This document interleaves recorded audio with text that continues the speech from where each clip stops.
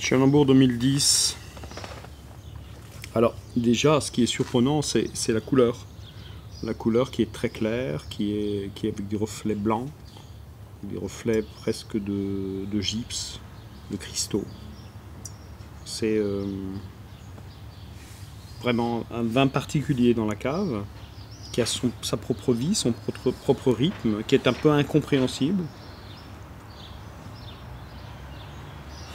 Et en même temps, on a déjà des réponses quand on met le nez sur le verre, parce que le nez est distant, le nez est souverain, le nez est violent, avec de l'ombre, avec de la nuit, avec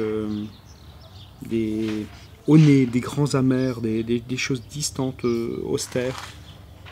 Finalement, c'est un fœtus, c'est même pas du vin, quoi. C'est une promesse.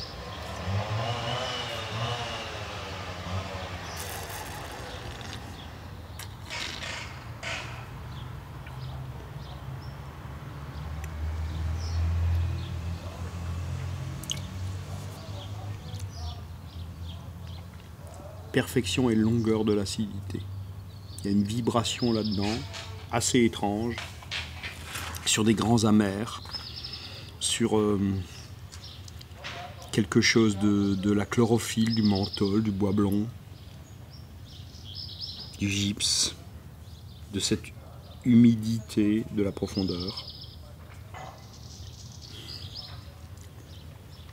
Vin qui fait rien du tout pour communiquer et raconter son histoire. Il faut aller chercher, c'est pas évident. C'est pour demain, après-demain et même le jour d'après.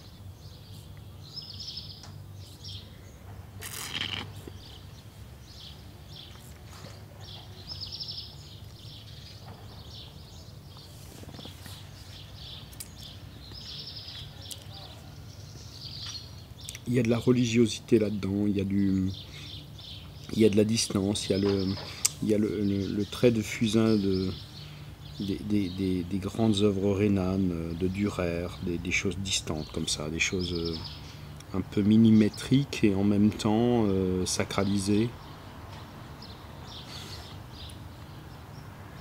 Né profondément original, absolument rhénan.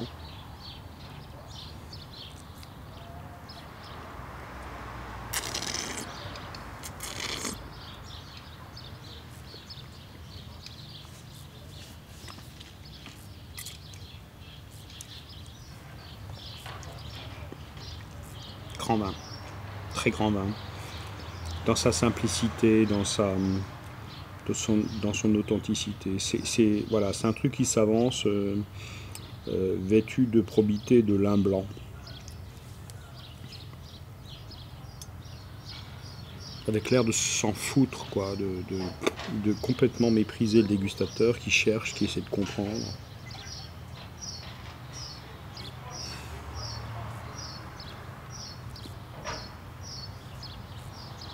Un autre espace-temps.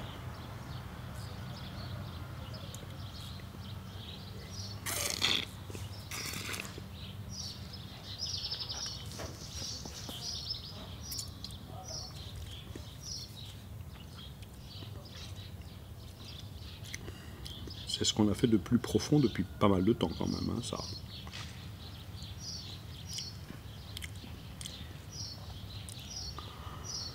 Ouh.